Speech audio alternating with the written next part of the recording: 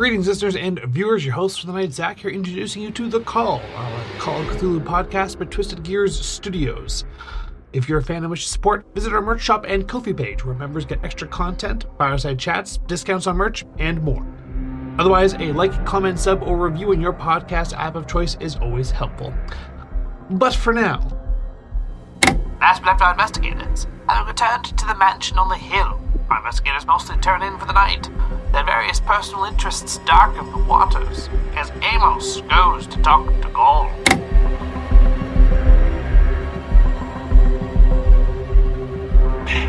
Hello there. Hello there. I don't know what that's about. I'm scared. We're back for another episode. Wow. There was much rejoicing. There was much rejoicing. I believe we ended off last episode with Amos Milton staring over at the big metal door leading toward Gaul's prison. As it faded out. And then faded, I believe is We're going to have some words. Right? Transition. Well, we're going to go right over to Althea, who's heading to her father's study. Yeah. Feeling pretty tired. Yeah. Okay, you know, you've been up all night. We're not going to run these things where it's like, how did all happen in one day? It could happen in one day. I mean, before, it was like there was like 20 episodes or something, and it was all... No more of this 72 hours of sleep stuff. Yeah. For now. I mean, you could probably do it better now because you've had practice. Right? But you get to your father's study, and the door is slightly ajar because, of course... well, it's not really of course, but the door is slightly ajar. And Althea, as you open up the door, you see Alistair sitting in at the desk with a pile of paperwork. Okay. And everything in front of him, and some books open and everything. On a casual glance, you realize they're not books that are personal or anything like that. He's using the study. And he is literally signing documents and flipping them up.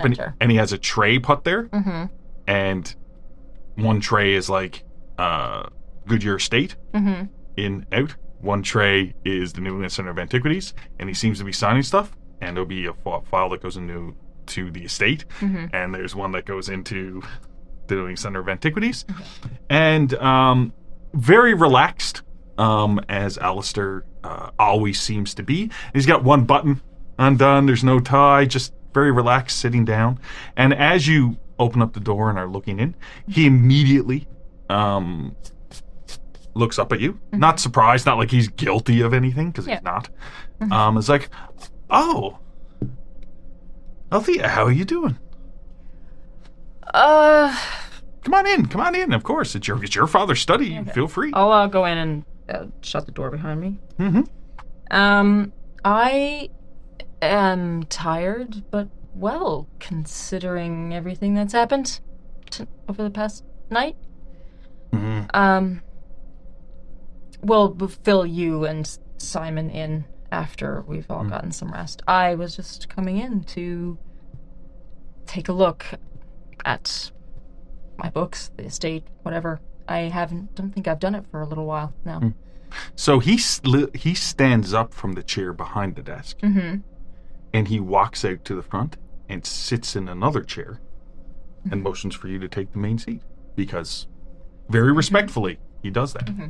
Do you go sit down? Yeah, I'll go sit down. And as you're walking to go over and sit down, he does say, yes, of course, with how busy you've all been, I've just been making sure that everything's been running smoothly. Of course, with everything goes through Cadbury, to make sure everything is dotted and I's. I have everything laid out, labeled. The folders are there. If you want to look through it all, it's always accessible for you to look at, Ms. Goodyear. Of course. But there's no need for you to really sign off on anything. Between me and Cadbury, we've been making sure that everything has been running smoothly. But by saying that, it's completely up to your discretion of whether you would like to go through it as well. Well, I mean... he's more charming than I am. That's the easiest way I could put it. He's more charming than I am. No, I would say... Alistair, there's no need to feel you need to explain yourself. If I wasn't comfortable with you having a key to this room, then Cadbury wouldn't allow you in here. Well, but of course, you and Simon are as trusted as Oh, I wouldn't let Simon in here. Oh my God. I want to find the things I'm looking for. I don't want them tucked inside. I mean, he'd have requisitions stuffed in giraffe books somewhere. I don't know what his fascination is. I mean, if he was going to look at an animal, it should be hippos. Those things are crazy. I'm pretty sure I have a cousin who would agree with you on that, Count. Yeah, it was your cousin Harold, was it not? Yeah, no, I've been looking up the genealogy and going through, of course, because there's pictures of all the family members. And there was an eye patch or something specifically for cousin Harold. Actually, he says it this way. The wonderful Agatha had mentioned to me about about her... and I won't... divot. He says divot. He does not say eye hole. Yeah. He says the divot. Her divot of determination. I'm writing that down. And I won't look at him, and I'll just say, yes. That is the divot. Well, as it were, I might not trust Simon with my whiskey or any of the wardrobes in the house, but I would still trust him in here. Oh no, I mean I would trust him not to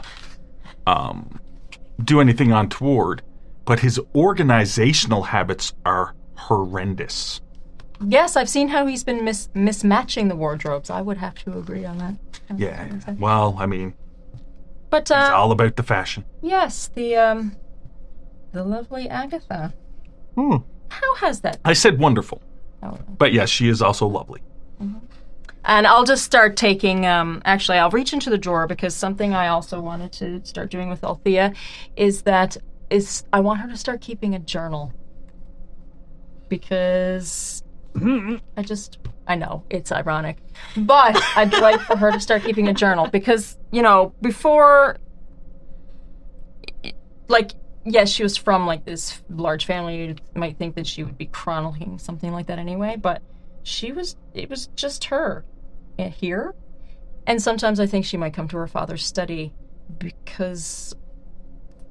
for the quiet. Her father's study? Althea's. She was by herself. It was her, Cadbury, and the staff. Oh, okay. I thought you were still talking in character. No, I'm sorry. yeah. I'm sorry. Yeah. Okay. I am talking. Okay, sorry. It was just her in this giant house, and it was quiet all the time, and she obviously didn't feel the need to get to know people. She was quite content or whatever. Mm-hmm. But now, she does have people here, a lot more people, and while she's perfectly fine with that, sometimes she still needs the quiet. Mm-hmm. Also, you do notice that when you do mention Agatha at all, and I don't know, maybe you were expecting maybe an expression from Alistair or an embarrassment, there is none. Oh, I wasn't looking at him. Because I'm purposely just making it sound like a casual conversation or whatever. And he's taking it that way. But, yes, I'll take just reach into her and take, a leather book out or whatever. And how has that been going for you, Alistair? Oh, it's been going great. It's been going great. I of course, I would never talk about the intricacies of where this relationship is or where it's going, but I think things are going fine. And if they're not, I'm sure Agatha will let me know. That's probably just true. He's... Well, like I said, he sounds much more charming than me. Everyone who's listening, I think you're charming. Aww. Give yourself a ticket and experience what you want. Yes. I can be bought.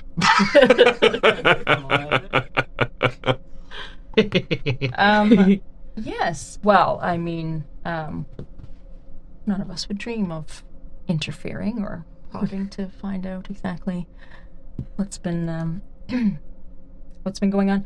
Psychology. Well, I mean, other than some good-natured ribbing, of course. Of course. Yes. He says it, daring you to make a joke about that phrase. As friends would. That's awesome. As I'm sure, because Simon has been ribbing me a little bit about it, which he finds amusing to a point, except he knows he's not going to get a rise out of me. Once again, he dares you not to make a joke about that, Steve. Well, I'm sure. I mean, all of us are adults living under the same roof. I'm sure all of us are perfectly capable of being very mature about all of this, and I think the only thing we've done is just suggest to Agatha that stress relief is probably something that's very useful for all of us in general.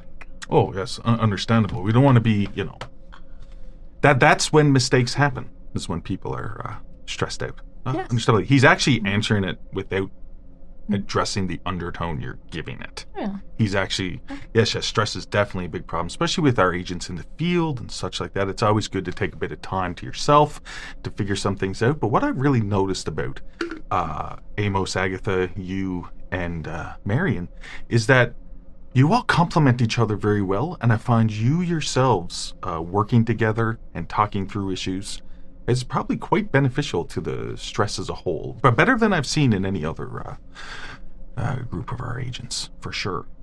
For sure. I see where you're going with that. He's not rising to the Althea is having a moment where she's thinking about how all this started with their last group of agents. Mm-hmm, mm-hmm. But she doesn't say anything. Oh, that's fair. That's fair. Mm-hmm, mm-hmm. I do seem to like him, though. Sorry? Well, I do seem to like him. He's charming. Yeah. It's Timothy Dalton. I mean, come on, man. Exactly. That's the point. Yes.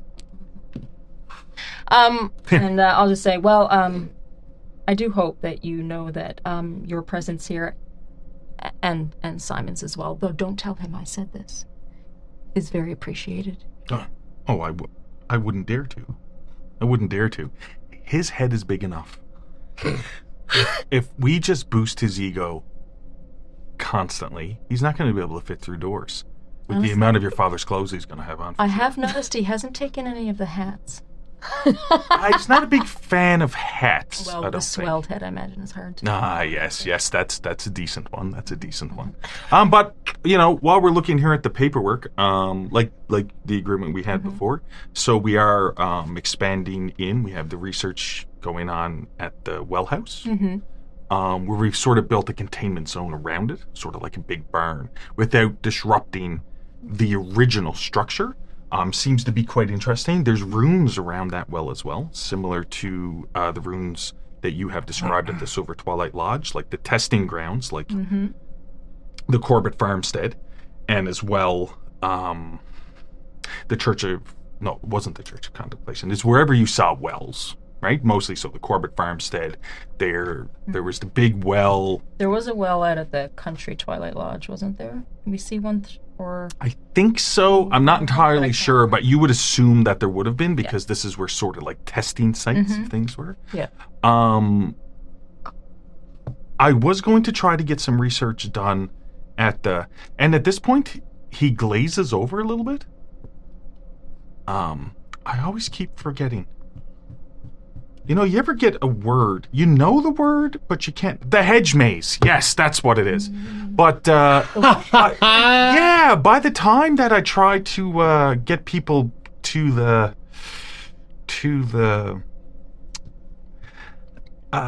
hedge maze, I think that area is best left alone as if it doesn't exist. The what? Exactly. Anyway, yes, your presence is very, very... We're very thankful for it. Oh, yes. Oh, of course. If there's any pressing things that come up, I'm sure you will be informed immediately if there's anything. But as you know, we're not going to... Well, I'm not aware. Me and Simon would never do anything to cause you to want to boot everyone else out of here and then live like a hermit or anything. Honestly, even if that had come to mind, which it hasn't.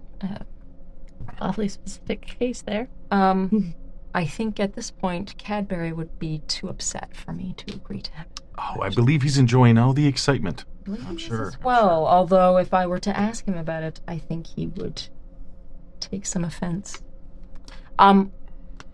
Do make sure that no one mentions how slightly disheveled he's been looking lately. I'm not sure he's aware of it, and I feel it would make him very self-conscious or upset to realize that he has been. Well, the poor man has been working himself quite hard, but he does also seem quite happy. So I'm sure. Does. I'm sure if it gets to the point that he needs to have a good rest. I mean, I think I would find it quite interesting if. I mean, I broached the topic with him a little bit, although I think he's warming to the idea, and I'm not sure if it's just because it's me asking.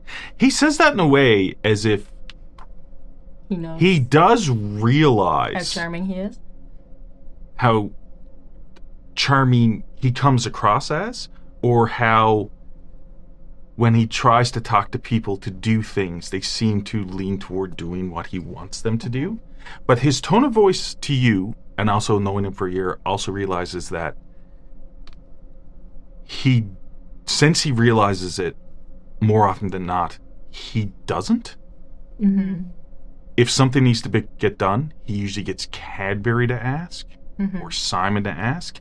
It's like he doesn't want people to do things just because Alistair asked them to. Mm. Does that make sense? Yeah. That, like... Yeah. Right? Yeah. Which I believe also leads credence to people like him, because almost everyone else would abuse that. Yeah, that's fair. Right? Yeah. But, yeah, I'm just going to continue going through some of the paperwork here. By the way, just one note I need to bring up, and it has to do with Mr. Wilson Bottom. Yes. Has he done something? Yeah. It's not necessarily that he's done something. It is more necessarily that through the paperwork, and I've had Marion help me with this a little bit too, she's quite the analytical mind, forensics accounting and stuff like that, ciphers, invaluable, right?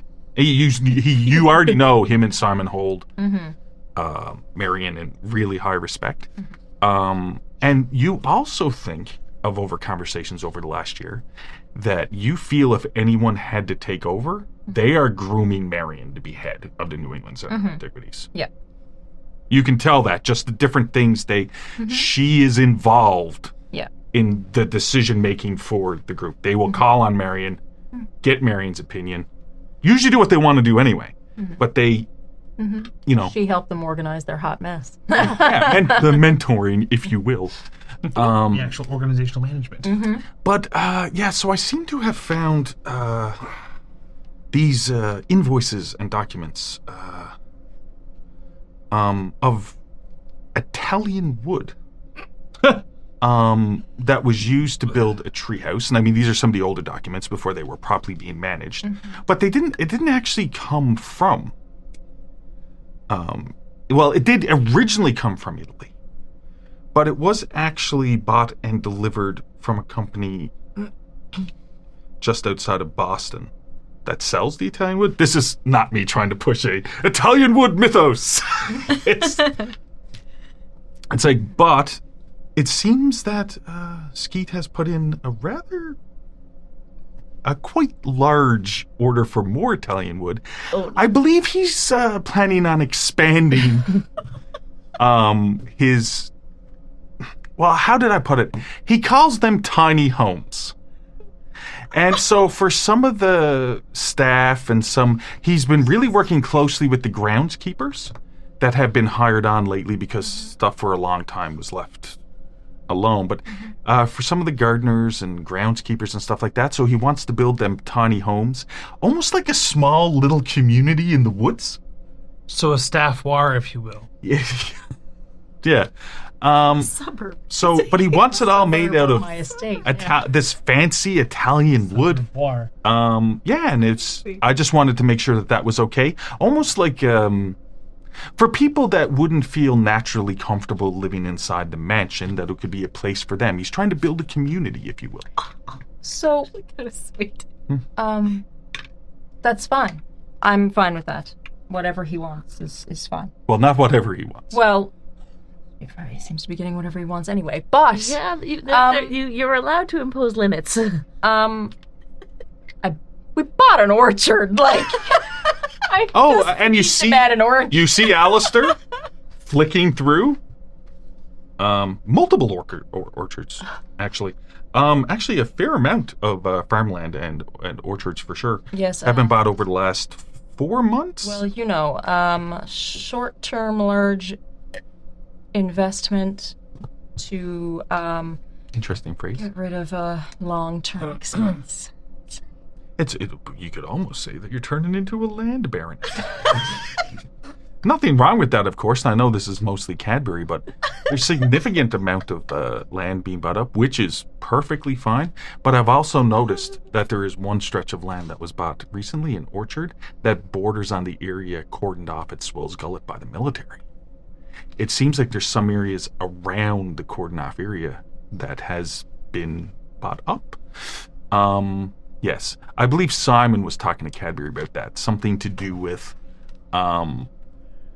being able to maintain Cadbury? to be able to maintain an eye on that location. Of course, I have all the reports, and he opens up a drawer and he has out a folder. I have all the reports here about that. There's not much we can tell from the military presence there, other than strange lights and noises at night. All right. Yes. That's good to know that I now own land bordering Swill's Gullet. Okay. That's perfectly fine. You know what? Orchards purchased by Cadbury. I trust Cadbury with more than my life. So that's fine. As for the Italian wood, that's also fine. I might go and have a conversation with Skeet about why he specifically wants to use the same wood that he pulled from the house. That's completely understandable. They can usually be found around orange juice somewhere. He wants to set up a big, like almost like a water tower filled with orange juice. But Okay. I talked him out of that. He just wanted to have something closer to his tree house. He just seems to have quite the taste for it. On top of that, by doing some of the research into Skeet's physiology, he's almost saying this really matter of fact. Research into Skeet's physiology, it seems that the orange juice, or the copious amounts of natural sugar he's taking in, is having some kind of effect on his body of being able to like it wouldn't have normal effect, otherwise he'd be diabetic by now. But it seems like his body what's the word for it? Processes sugar at an enhanced rate. He has quite a significantly high metabolism as well, which could be understandable given that he is the remains of Walter Corbett instinctually, but there is definitely a need for him to be taking in that orange juice appropriately, I guess. He says that in a weird... I know that seems a bit disjointed, but it's almost like they've been doing research into why Skeet wants so much orange juice, but it seems that his body processes sugar differently And than faster. than other people. You know what? That would make sense, considering the fact that we were wondering if he was a sin eater similar to Simon and Amos as well. Or we're wondering about it, so why not look into his habits as well as the stuff that we already know from him? Yeah, along that line, as he seems to be writing something down as he's going, but along that line, Simon almost definitively can say that Skeet is not a sin eater as such. Yeah, it's still a lot unknown. It has to do with the beast that is in the basement of the house, where Father O'Malley is trapped. The essence of Walter Corbett. It's still something we need to deal with. Yes. We've been doing some research. I know this is taking a while, but we've been doing some research into how to get Father O'Malley out. But I wanted to talk to you personally about it. I'm going to talk to all of you, but I suppose I can talk to you about it as well. It seems that there is a way we can get Father O'Malley out, but it does mean putting somebody else in. Yes. I do not believe... we have figured out how we can break the ritual. The problem is then it frees the Walter Corbett beast from its imprisonment. Yeah. So Until we can deal with what that is, which seems to be a type of creature known as a Shoggoth. Which really, really, our ultimate need is a new form of imprisonment. Yeah. Well, I mean, our ultimate need is to find a way to purge its existence from this world. Yes. But yes. But knowing potentially that might not be a possibility, the closer option, freeing Father O'Malley and not imprisoning any other person in his place, is to... anyway, things to be worked on. I mean, I guess it all depends if at some point we need Father O'Malley. This is why I'm bringing it up to you. I'll be honest, Alistair. Generally speaking, I like the man, and I don't like the idea of him being trapped there in general, whether we need him or not. Yes, I understand as well. Like, I have not... I do not really know the man that well, but clearly somebody who would do that for he says our Marion. But also, I do not want to take away from his sacrifice, his continuing sacrifice every 5 minutes. Yes. It's not a one and done. No. All right. Again, things to be figured out. With regards to Skeet, actually, I had been planning to check in with him, as it were. I have not had a conversation with him for a while, and he has been acting fairly normally over the past... Considering what we know about him now, he has been normal? Does that make sense? I think he was actually going through a fairly... as far as Skeet goes, I think he was going through a fairly hard time in regards to the... Because Alistair knows everything that's happened. I'm sure everyone has discussed openly in amongst the hierarchs of this group. So, Alistair's like, I'm pretty sure he was having a hard time with it at times. And he was mostly holding it on to himself, and he was trying to work through it himself. And I believe, honestly, that Cadbury had noticed that, and had really taken Skeet under his wing, sort of like a little brother or even a son. Even though there is not that much difference in age, really. Skeet does look to be in around his mid-40s, maybe 44 years old. And Cadbury looks to be mid-50s to late 50s. Specific? Very, very specific, yes. So, Halloween this year. Yeah. I'm Skeet. But, yeah, so I believe Cadbury's helped him through a lot of that. And he keeps himself busy, of course. He does, but that aside. Orchards being purchased and water towers of orange juice being discussed, and a lot of very expensive wood being ordered, I feel like I might check in with him in general. Well, very expensive wood in regards to people with a normal means. Yes. I have a feeling, looking through some of these documents, that I think it would be cheaper just to buy the company. Which is probably what we're going to go ahead and do. Cadbury look into that. Yes. Amazing. I'll bring Marion in. Marion. Continue to earn more money and become even richer. Yeah. And Baroness. Before you go, he said, you do seem quite tired, and sorry, I apologize. I shouldn't be saying something like that to Ms. Goodyear, to you in particular. But clearly you've been up all night. Did you want me to call your maid, Lily, to come get you? No. Over the last year, also, you have your own maid. Her name is Lily.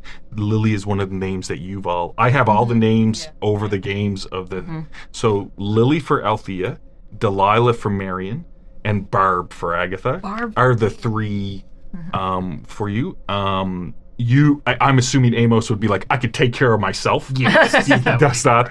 But there is one... But there is a Bob, who is sort of your manservant, staff man. I don't know how to put it, but somebody who's supposed to, make sure your clothes and stuff is done.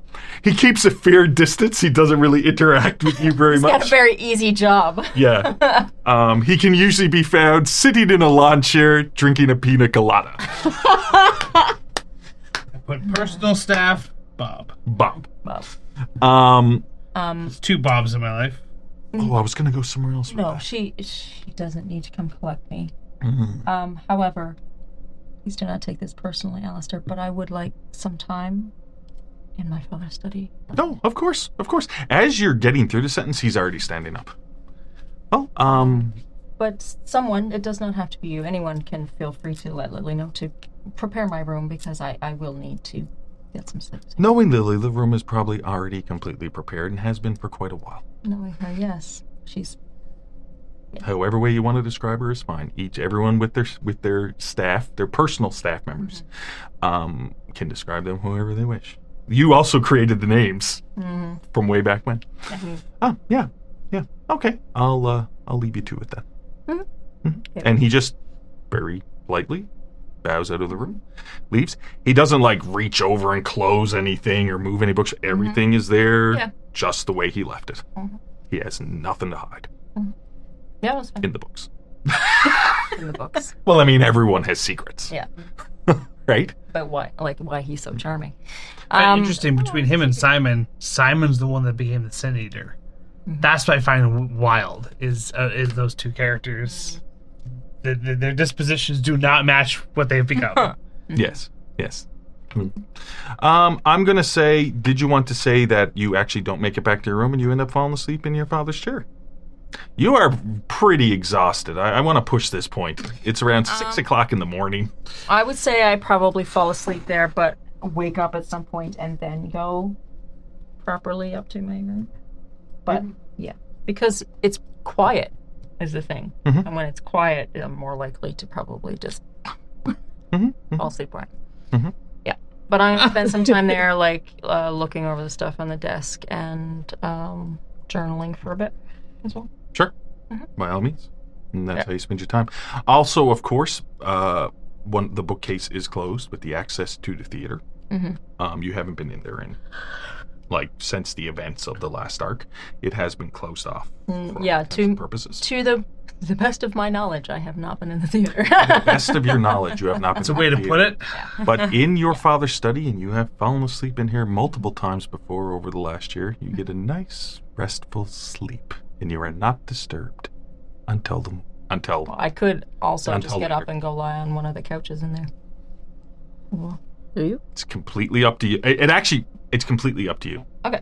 Yeah. Yeah, that's where Actually, one of the little couches, those fancy little couches, has a blanket and a pillow that's sort of folded up there waiting for you. Actually, do you know what? I'll let you determine this. Wherever Althea has a predisposition to have fewer nightmares or weird dreams is where she sleeps most often. You find sleeping literally at the desk with your head on your arms is when you have the best sleep. And that's where I'm going to be. Although, you do probably go over and drag the pillow. Yes. There's probably a drawer. It's like they set up your room, but Lily's like, she won't be back, and sets the blanket and pillow. It doesn't matter. And in that location, you do not have any bad dreams that you can remember. Yay. That I can remember. That's fine. Say it Not like remembering the bad dreams, whatever. Weird like that, eh? Sleeping well. I always got to have that undertow of bull crap. Undertone of bull crap.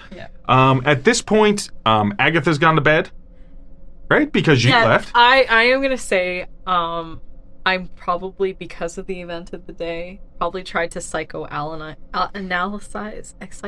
analyze myself, giving myself a migraine, so I probably did not get a lot of sleep. So when I wake up, I probably am gonna be like puffy-eyed and just like, ugh. Give yourself a good stern talking to before you go to bed. Okay. Yeah. Yeah, but fair enough. I'm just trying to each person judge when they're going to. Yeah, but I am going to go to my room. I'm not. Right, going and Barb is waiting at the door. Like I said, I'm not going to describe these staff. You can describe them however you wish at any point if you want to. But Barb meets you in the hallway. Yeah. Oh, yes, Miss Bernhardt. The room is all set up for you. Were you going to take a bath before going to bed, or would you like to do that in the morning? Actually, that would be lovely, right? The bath is already poured. Fantastic. Of course. And you notice that in your room, there's actually an area off to the side for all the rooms where there is like a lower tile with a lip with the baths Best in the staff rooms. in Boston. probably. Yeah, and you have a good bath, and then you're psychoanalyzing yourself in a bath, and you give yourself a bit of a headache. And then as you go over to the bed, there's a little a glass of a liquor that you would enjoy. Okay. Something to help calm the nerves to help you sleep. That Barb always makes sure is there. Okay, perfect. Okay. Marion. Okay, so we're going to move you to heading to the library. Yep. You're okay with the conversation with Alistair? Oh, yeah. Yeah, perfect. You go into the library, and you can see that there's like 4 big tables. They're all in a row. And this is a massive library, very similar to when you have been in the library of Sort of Twilight Lodge that had imploded on itself. Remember I said it was almost like a twin library, the way it was set up. So it's fairly large with corridors, and one seems bigger than it should be. Laid across the tables are unrolled maps, open books, everything on, and you know the stairs on wheels up the top, swinging around the corner. You can see Simon leaning back. Oh my god! He's so he's Belle. Pretty much. He's learned how to expertly move. But he seems to have a pair of pink fuzzy slippers on, Stuffy. but a pair of dress pants. I love him. As he's up there, and he's wearing a very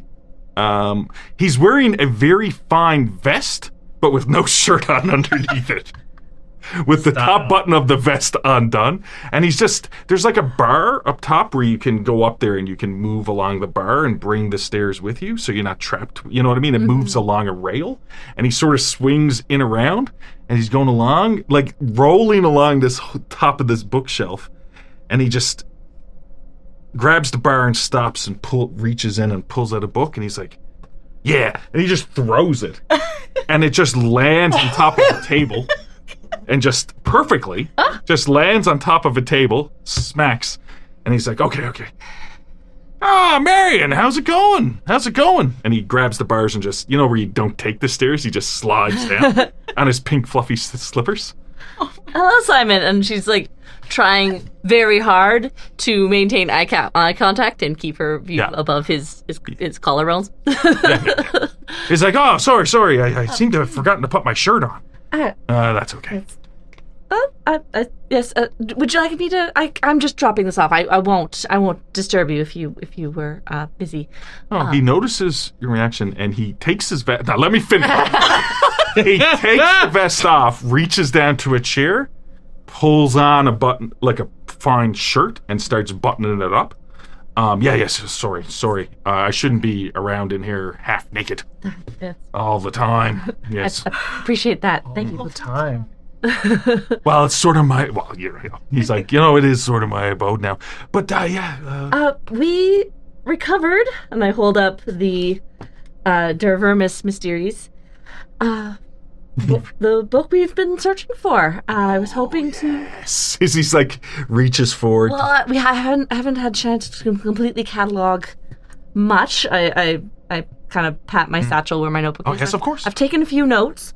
I would like to get a closer look at this later. If you have ideas so far, you are more than welcome, of course, to take a look beforehand. But I'm quite tired. I'm hoping to go to sleep. I'd love to speak with you about this further if you, as we get a chance to look into it a bit more. Well, of course, Marion. It does seem. Would you like to take on the research of this book yourself then?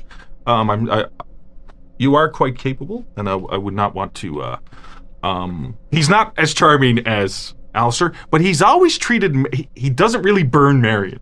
If any of you have noticed, the rest of you are fair game, but he always treats Marion with a measure of respect he does not afford to the rest of you. Yep. Right? But he's just like, no. What I'll do is I'll take this. I'll lock it into the cabinet. Which of course, me, you, and Alistair are the only ones with key to. Of course, the other can get a key, but we're the only ones who have our own key. There are certainly. I do certainly agree this should be locked up. There are certainly some dangerous works in here, and things that should not be left to just anyone to take a look at.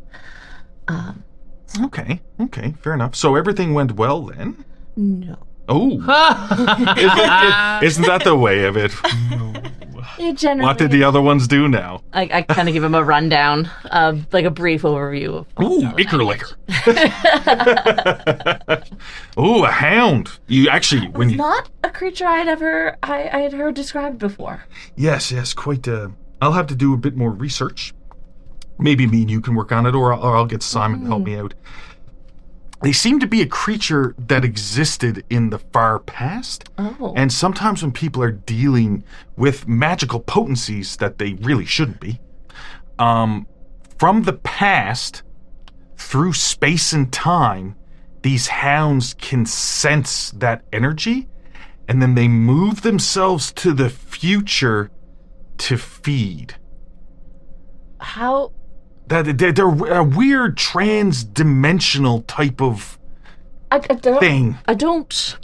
Yes. I don't need. I'm like mentally shutting that down. Yeah. I don't need to know how, but so we can assume that it is either been destroyed or sent back. It's not remaining to torment anyone in the countryside anymore. I mean, from what you described, I think from the summoning that these moronic thugs seem to have done, that they summoned her. I think you just banished it back. Okay.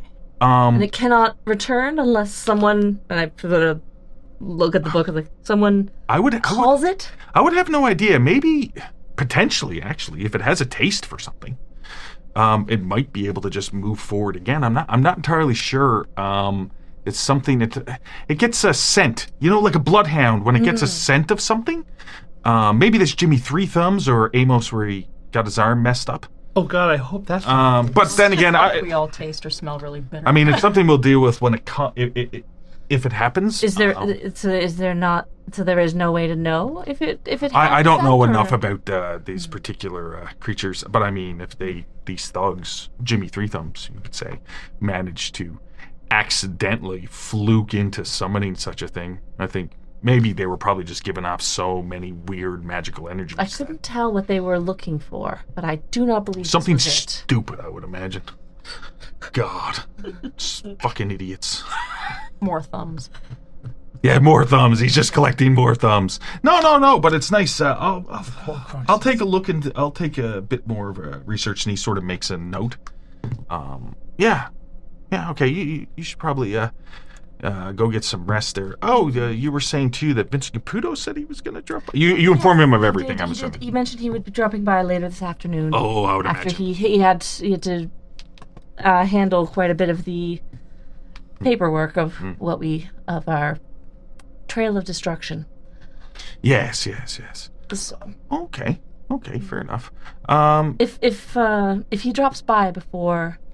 And I will inform Delilah of this as well. But if he drops by before the rest of us are awake, just send someone to wake us up so we can. Of course. Speak with him. Oh, of course.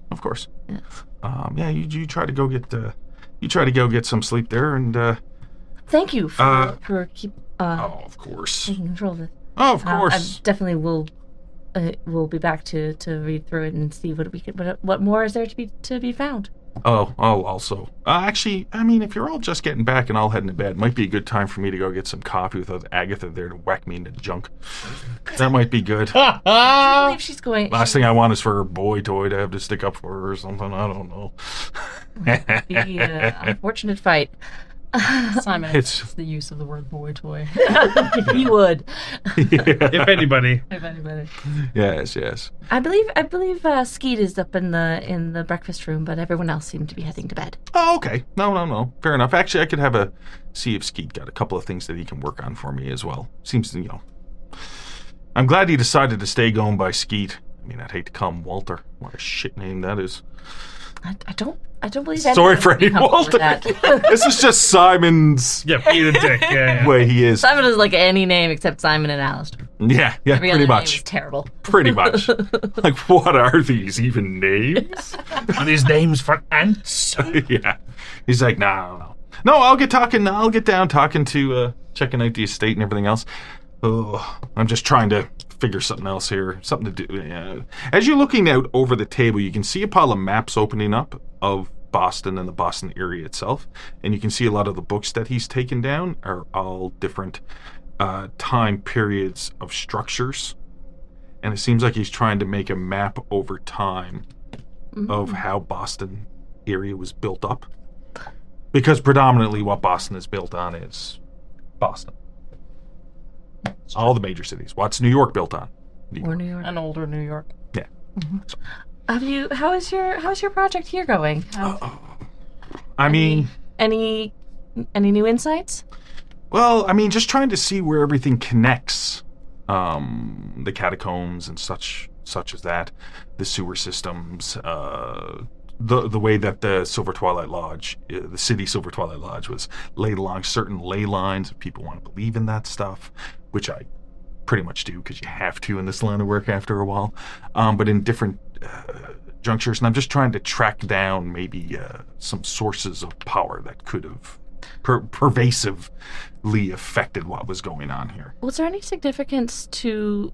You mentioned looking into the sewers. Have you found yet, or are you looking into if there was any significance to the space where we found that sacrificial spell?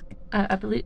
Oh, yes, the one that Gall was Yes. was apparently involved in. Well, I've had a few chats with Gall. He seems to get quite confused. Mm-hmm. at He hasn't. times. He's never given up what that spell or sacrifice or ritual was for. Yes. So I feel from conversations with Gall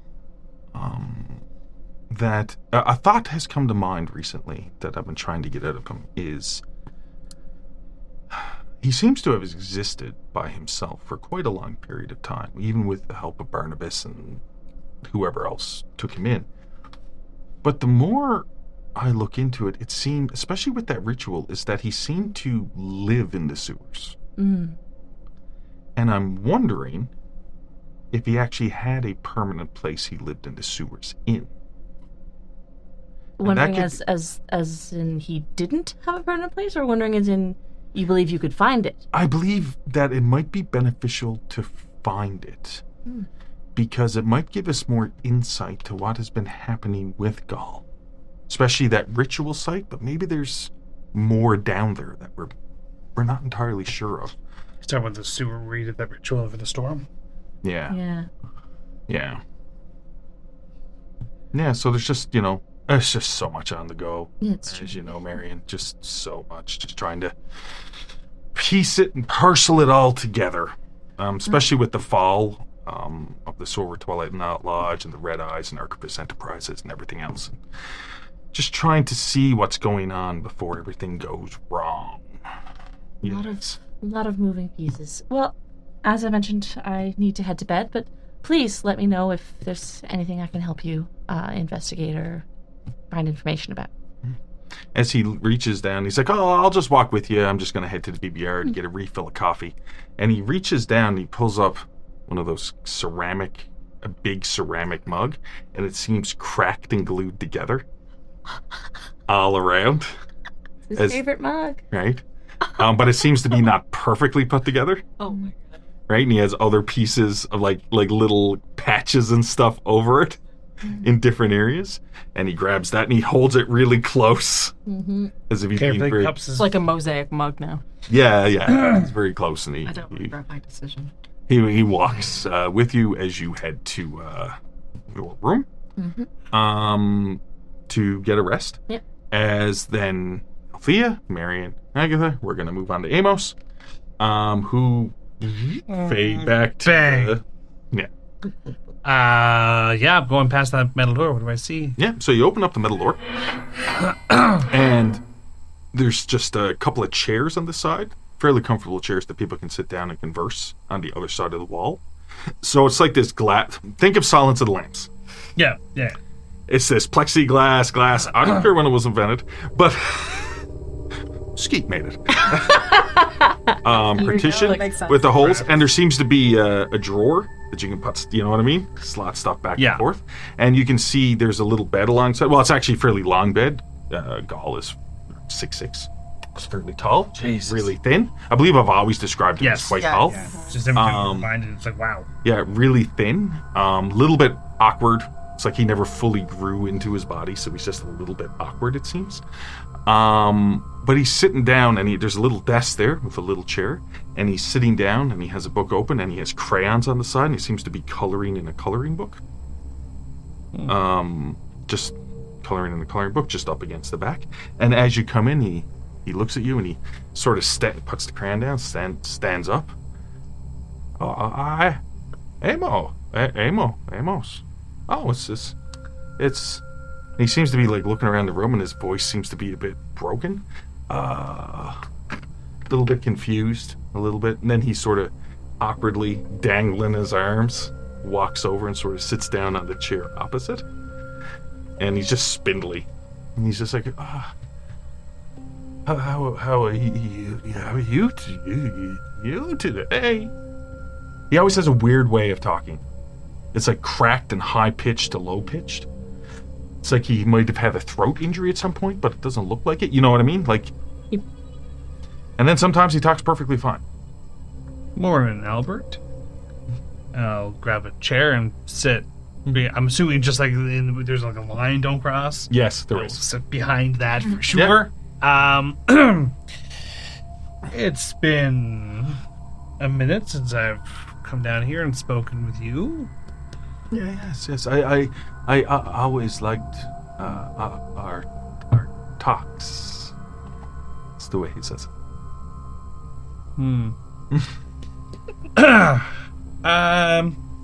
How have things been since the last we spoke? Oh, it seems to be quite good. It seems to be quite good. I mean, I'm getting these coloring books, and I can sort of, it helps quiet things down a little bit. And I'm getting pretty good at staying in the lines, which is nice because it's always good to stay in the lines. He comes off a little bit creepy. He can't help it. Yes, he can. Yes, he can't help it. I know that he's usually escorted when he goes for walks, right? Correct. Is it the same escort or different escort? It's usually, to be honest, either Simon or Alistair. Gotcha. Okay. If you are around, I'm assuming maybe a few times you've done it over the time. It's always people you completely trust. There's never like a nameless guard doing it. Has he ever reacted towards anybody? No. Okay. The only thing is that has been noticed and documented is when he has been talking to Agatha, because I'm assuming you've been in there a few times over the last year trying to discussing things with him. His awkwardness is worse with Agatha. It's almost like, from Agatha's perspective, and I'm assuming you haven't kept this to yourself, he is a bit obsessed specifically with you. Now, I'm not saying obsessed in a stalker, romantic way, right? You don't get a feeling of that. Right. You just get a feeling that he's nervous in your presence, where he's nervous in everyone's presence, but he's really nervous in Agatha's presence. Yeah. How do you choose them? Well, you know, like, it's hard, because you know he remembers and he doesn't remember, and it's very weird how it seems his mind works, almost to the point where there's times you think he's not being fully honest. You feel that from him from time to time. He's like, oh, and sometimes he's much more candid, and he's much more candid today, as you can already tell. He's like, well, like we're special, right? Like we're special with what I've talked to Simon about stuff too, about what we do, what we're here to do, and it's to, take in all the bad things to help the people. And there's of course there's people who they just can't stay around. They're just trouble. They're just trouble. They're just trouble, and so you need to take them out of the system. That's what he says. Do I may have to roll a psychoanalysis check. Do I think that, like, where is the clarity coming from? Is it like he's latching onto something and fixated by it, or does it seem like a completely different person at times? Initially, it just seemed to be all over the place because you are not a trained psychoanalyst. Right. Whereas through talks with your good friend 8-Ball or Agatha, you realize that there is more to it than that, and it does seem the discussion of multiple personalities, could be schizophrenia, has came up to display this, but it does seem like he's a lot more coherent at times. And one thing that Agatha has really latched onto and sort of understood from her specific counseling, if you will, with Gall, is there are times where he seems to zone out and like get locked. But then when he comes out of it, he might remember the conversation you just had, but he might know different things than what when you were originally talking to him he knew. So it's hard to diagnose because Gall's just a bundle of a broken psyche. It's just a shattered jigsaw puzzle. Would Amos know, like this is what I'm trying to suss out character knowledge here. Would Amos know that Gall is aware that Agatha's acting differently at all? I don't, or that there's the degree of the obsession?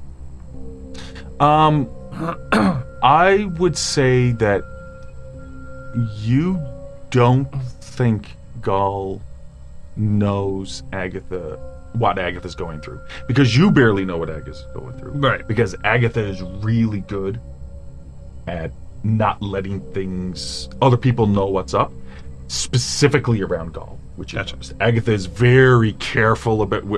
Correct me if I'm wrong. No, I'd be guarded. Very guarded around Gall to the point of not, and he doesn't seem to innately know that there's fair. Right. Well, I know that there is, just from how he's acting, just what she said, I know that there's some level of obsession.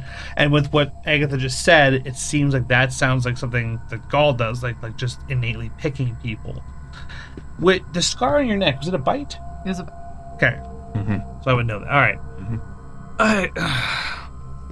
Remember, I didn't tell you how I chose people, though. I was more upset that I did it. That's the only thing that Amos is drawing a connection to, is that there's between his best friend and this guy that's supposedly very similar to what he's doing, the two of you are selecting people.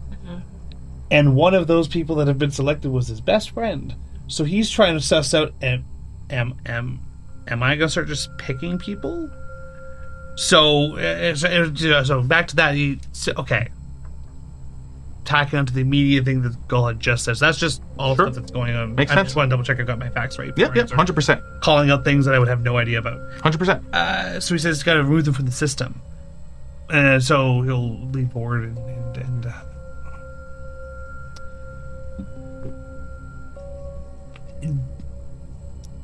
you're very particular about it. It's just a little bit weird. How, like when you're like pruning a garden, you need to make care to remove the weeds. So, and some people are weeds. I can't explain it. It's like I used to know. It's and you've never heard him say stuff like this before. This idea of a past tense. He's usually very present focused. He's like, yeah, it's like I used to know. I used to know. I don't know why it just kept. But I mean, Barnabas. And you can see he's like baring his teeth as he says it. Like it takes him a second. And he's like, yeah, they helped guide me. And I don't think they were right. but I thought he was my friend. But you thought he was your friend, but he was one of them that needed to be removed? I never saw that in him. I never saw that in him. But the things he said and the things he did, I never expected. That betrayal. You seem like he's getting. Yeah, so I'll try and kind of steer him away from Barnabas specifically because I'm not really pushing the Barnabas thing. So would you say that you've ever been wrong?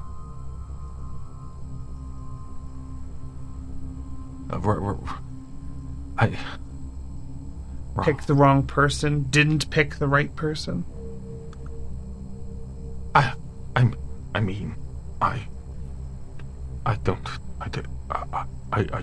could have not. I mean, I wouldn't have.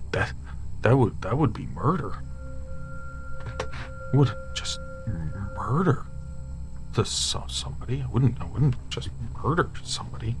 These were like animals. Like these just needed to be removed. They're just bad for the system. They're bad for the system. You know, like somewhat like we are. But why do you bite them? I don't bite. I don't. I mean, you need the ritual to take care of it. But I mean, he almost seems repulsed by the idea of biting people. I wouldn't. I wouldn't. Did you not bite Agatha? Certainly hope. I don't. Why would I bite Agatha? When would I? And you've noticed this too, Agatha. I know you're not there, Agatha, but there's things we're talking to him. He doesn't seem to think he bites people. Right? He doesn't. He's never admitted that he has since he's been captured. I will also say you probably would be confused because I probably had it covered, and I don't want that to be shown to him too. Yeah. Oh. So he wouldn't. So. But there's still the cheeks things. Yeah. But I mean, I'm trying to draw a regarding to connection. my character, though, Yeah. he wouldn't. Yeah, he wouldn't have seen it because I wouldn't want to. Yeah. Yeah, but seeing it, knowing they did it, are two different things. So then, leading off that, just to not hover on that too long, especially if I knew she didn't show him, I would then go the cheeks. He just seems confused for a second. Why would I bite people? That's ugh. I mean, filthy. What things do you do to them? You have to remove them. I know you've said that. I understand the mentality, but what do you do to remove them? I just need to take their essence. I need to take that part, and then I can store it. Has Amos experienced it? So Amos has been in several conversations about sin eaters and storing sins and things like that. Yeah. Has he ever experienced like adding on to the pile that he already has? Like apparently he's shared the load with Simon, but he still doesn't quite understand what that means. Like has Amos ever experienced adding more to the pile? Have you consumed essence? Is that what you're asking? Not if that's the only verbiage that he knows. Not that you can think of. Honestly, there hasn't been any like ritual shown or anything like that, and Simon has been very vague about it. Not like trying to like keep a big secret, but it's sort of like that situation hasn't presented itself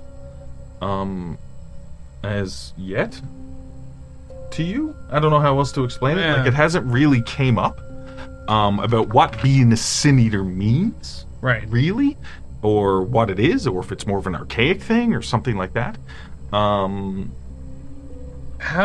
you do remember a discussion way back when with Simon, when he was when the original idea of Gaul being a sin eater had came up, and how the verbiage I believe Simon used was that he had there's a chance that you could take too much in, Right. and that could be a reason why it fractured what Albert was. And I believe one of the session zeros or something else also discussed, or maybe last, I can't remember, but it was recently about how nobody really knows how old Albert Gaul is either. Yeah, he's made statements that seem like he's... Yes. So then he'll... What... Okay, what is this as... You say essence, what is that? This is how do I... The part that makes you, How did... that thing we saw in the well, that thing that was in the well, Yeah. God. Sure. God makes us in his own image, right? In his own image, and for a second you start thinking of the duplicants and stuff, and how they mimic things. Yes, it makes us in his own image, and so it created us. A failed experiment. But some of us have more of it than others, and we have the most. We're sin eaters. We bleed black like it, and we're all. And so I take out it. I take out it because they have too much or coded. It's just coded. Coated or coded? Coded. C-O-D-E-D. Coded. Interesting, because that would be an interesting term to use around now, wouldn't it? That's what he says, yeah. That's what he says. Coded differently. So, who taught you to do this? Ooh. How Can you roll me an investigation check? Yeah. I'm rolling this more as in a social aspect to try to goad certain things out of him, similar to how you would be used to interrogating somebody. Yeah. Not, what's the word? Not torturing somebody, but interrogating. Yeah. Okay, Well, because I'm trying to also lean into, I'm trying to let him think that I'm agreeing with him whilst I'm not, but it's like, okay, how the fuck... it says 25 out of 70, which is a hard success. Okay, so put a tick in. And you're asking him who taught. Now, I'm going to go along the lines of over time, because we weren't playing through all these original things. I'm going to assume that Agatha, and just talking to Lindsay for a second, Agatha, mostly you are trying to work on mental state. Yes. Than specific things. Yes. Great, because I don't want to make it seem like Agatha should have got this out of him. Mm-hmm. Right? Mm-hmm. But there's a point. Yeah. Like I said, two of you are the ones who could get the most out of him, but in different ways. Right. Gotcha. Todd. Well, I woke. I was lost. It was dark. And I was cold. I was so cold. And those structures were there.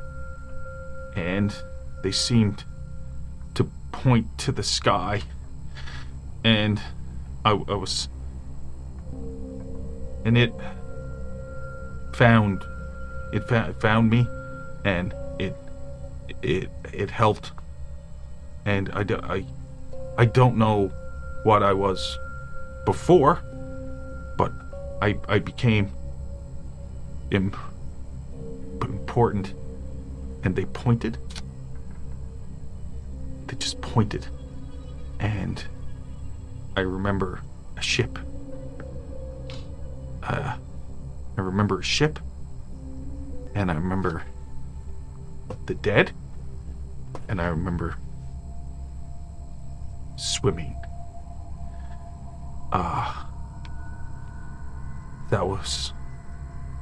It was so cold, and the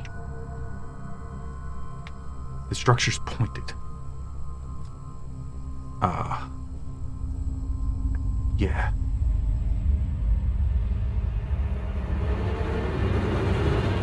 Thank you for listening to The Call. Our next episode will air Tuesday, November 12th, with Spacers, our sci-fi podcast's next episode, Tuesday, November 5th. Both shows will air at 6 p.m. Mountain Standard Time on YouTube with a live chat premiere before going up on all of our audio services just 1 hour later. For our Ko-fi subscribers, our next Fireside Chat will be Thursday, November 28th.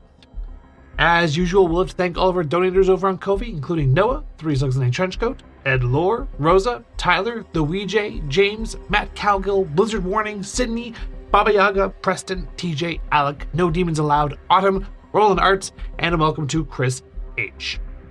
Your players for tonight were Elizabeth Wells, Jessica Coles, Lindsay Delansky, and Zach Barrett. Your GM or keeper was Derek Stone. Have a good night, everyone, and we'll see you next time.